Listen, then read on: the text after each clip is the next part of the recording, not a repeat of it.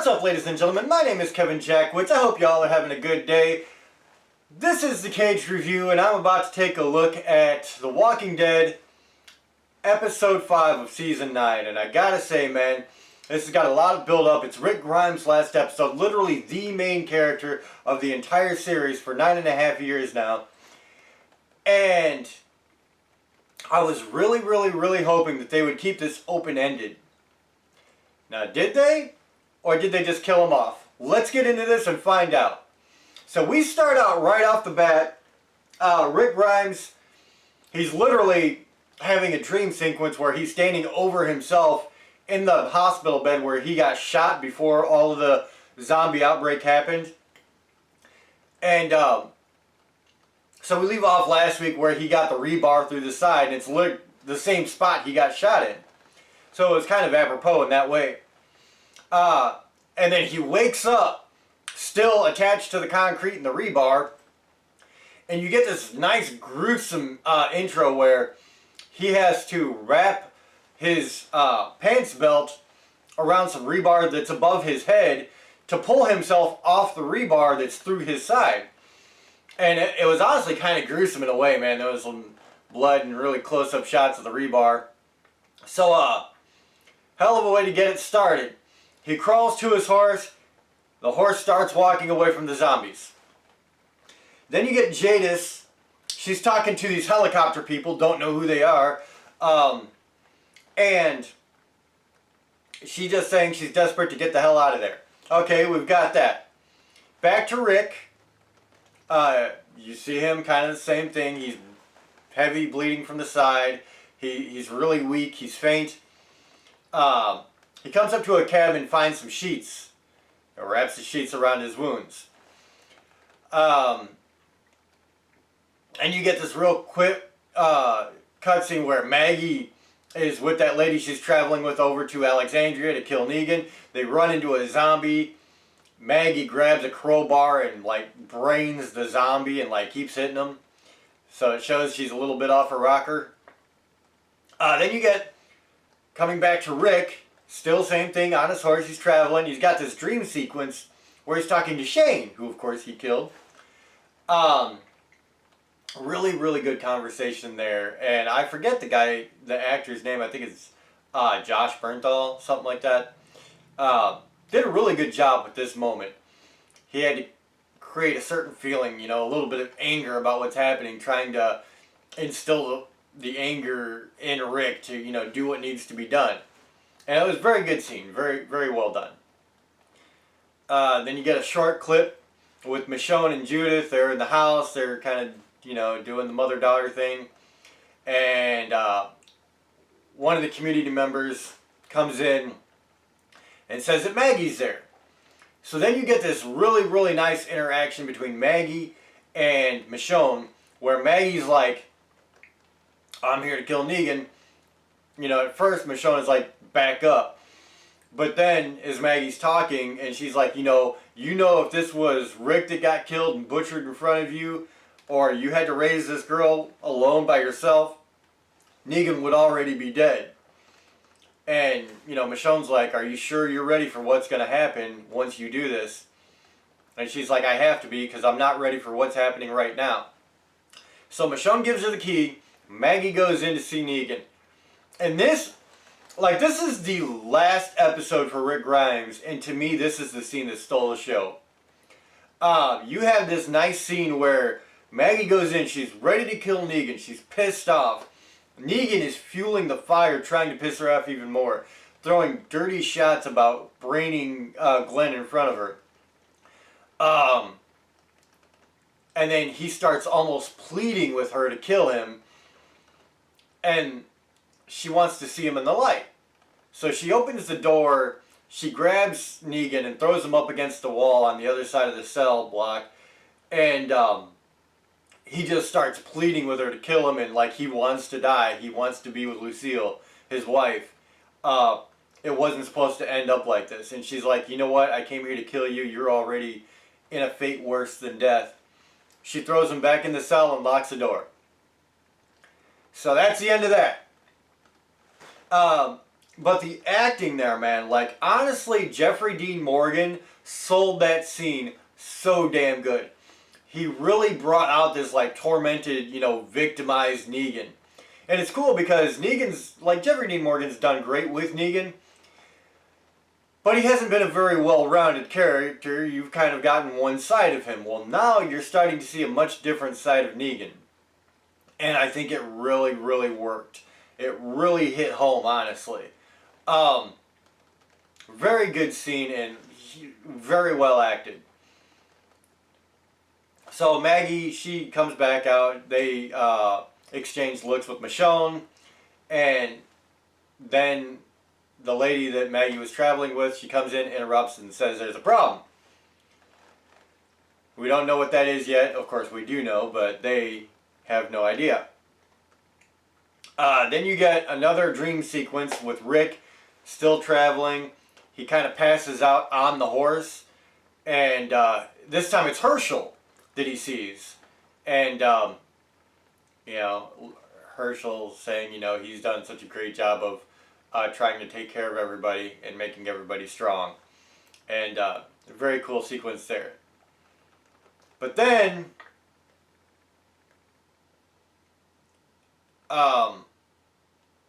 it actually kind of changes dream sequences. Like he comes back out and almost goes right back into another dream sequence where there's just a bunch of bodies, like literally bodies as far as the eye can see. And they did a great job of making it look like a lot of bodies, because it really was. And like everybody's there. Carol, Maggie, Jesus, Daryl, they're all piled up. And Sasha rises up out of it. Of course, Sasha, who, committed suicide and came out of the casket a zombie. And Rick's like, everybody's dead. She's like, that's all right. We did our part. We did what we were supposed to do to, push forward the next generation.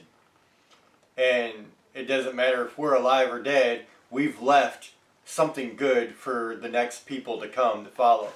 And I thought that was a pretty cool moment there, too.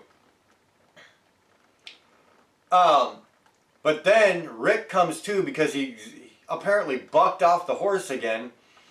And this time the horse just spooks and runs away. So Rick, he literally comes to, landing on the ground. It opens up his wound in his side again. And then he has a few zombies walking toward him, so he has to do some headshots. And then here come the whole mass of zombies again. So Rick has to try to carry his ass away. And he finally makes it to the bridge, where the first thing you see, he gets to the bridge, and then a bunch of the members from the different communities rush the bridge in front of him, and they start killing off the zombies. And Michonne starts talking to him on the bridge. And she's like, the thing I love about you is you're not a quitter. You're not, you're a fighter. So fight for me. Fight for your family. And then you realize it's another dream sequence. And so Rick gets up and he walks to the other side of the bridge. And he's trying to get the zombies to hit the bridge and collapse the bridge. So that, that takes care of the zombies. Well, it doesn't quite work like that. The bridge is a bit more structurally sound than they thought.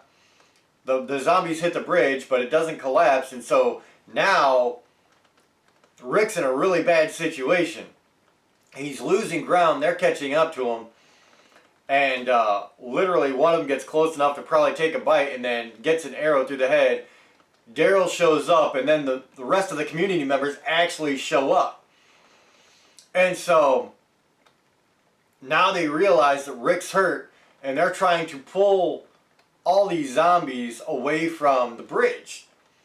And so a bunch of these community members run to the opposite side of the bridge where Rick started, and they're going to try to get the attention of the zombies. And you see Rick on the bridge. He's like, you can't, there's too many. Well, there's a box of dynamite that's still on the bridge, and one of the zombies knocks it over. And so Rick, realizing that he's going to get his friends killed, decides to bite the bullet, and he shoots the dynamite, causing a massive explosion on the bridge. Now Rick's at the one end of the bridge, and so you automatically know he's done. Like the bridge collapses, it's gone, so is Rick. So you instantly see Daryl, like he's in tears, he turns around, walks away, he apparently can't handle it. Michonne is just freaking out. She's trying to run the bridge, and people are trying to hold her back. And you see, like, literally hordes of zombies walk straight into the fire because they're attracted to it, and right off the bridge into the river. And so, in that way, Rick kind of goes out on his shield, saving everybody else. And I always said that if they were going to kill Rick Grimes, I wanted them to do it with somebody else doing it, with somebody else killing him that would create bigger storyline and, you know, something that causes, you know, some major controversy later. Especially the Whisperers. I thought that would have been great. But when you come back from commercial, you find out Jadis, Ann, whatever you want to call her, on the phone with the helicopter people, yet again, these mystery people, and she's like, she sees Rick is still alive on the riverbank. He got to the riverbank, and he's still moving around very slowly, and not, you know, he's just kind of rolling over on his back, but he's alive. And so she gets a deal with these people to pick up Rick and get him help. And so the last thing you see of Rick is him and Ann in the helicopter flying away. And then you cut to a scene where there's a bunch of new people and they're fighting off these walkers. And come to find out, it's a group part of the Whisperers. Anna, the girl from the daughter of Alpha, is there. And so they're getting surrounded by walkers, and then a few walkers in one specific area just start taking headshots, and you can't tell who's doing it, but it opens up a hole for this small group to run through and get away from the walkers. So they run up, and then you see this girl, and she's like, do you guys have names? And then, you know, Anna keeps listing off the names of the Whisperers here, and then she's like, what's your name? And then she picks up the hat, puts it on her head, and she says, I'm Judith. So apparently it's a big time jump, like a few years at least. And Judith is old enough now to have a gun and be a pretty good marksman, I guess. And so that's kind of where they leave off, with Rick being carried away, and then Judith, you know, 5-6 years later, whatever it is, older, helping out this group. And the first time you see the Whisperers. So there's a lot that this is built up already. And this is where things, I think, start getting really good. Because that means the next few episodes, there's going to be a lot of shit happening. I mean, once you introduce the Whisperers, it's on. So it's pretty interesting that they left it like that. I'm really glad that they left it open-ended. I said that I wanted them to do that. And they did. So kudos to them. And then I found out on The Talking Dead that they're actually planning on a feature film for like AMC, like the AMC network, that's going to have an actual movie detailing more of what happens with Rick. So that's cool. You've got, you know, The Walking Dead, who's going to detail what happens with everybody else, these movies that apparently they're making that details Rick's life. And so I'm pretty excited to see that. I like the direction they're going. They're definitely expanding the universe. So I'm all for it. I thought it was a damn good show, though. And honestly, the performances this week, Lauren Cohen, Maggie did great. Denai Guerrera, Michonne did really, really good. And of course, Andrew Lincoln. I mean, but to me, honestly, the strongest performance of this show was Jeffrey Dean Morgan. That scene when he was in the jail cell, man, it just got me. So, damn good episode, man. I'm going to give it a 9 out of 10. Like, it was just so good this week. It really was. I completely enjoyed myself. It invested me. It got me excited for what's going to happen next week. So, yeah, man. Absolutely loved it. So that's where I'm at, ladies and gentlemen. Let me know what you think about this. Let me know what you think about the fact that it's Rick's last episode and how they sent him off. Leaving it open-ended for him to come back, which I loved. Just a really cool show. So, ladies and gentlemen, if you enjoyed this, hit the like button, subscribe, and share. My name is Kevin Jackowitz. Kaged Nation, out.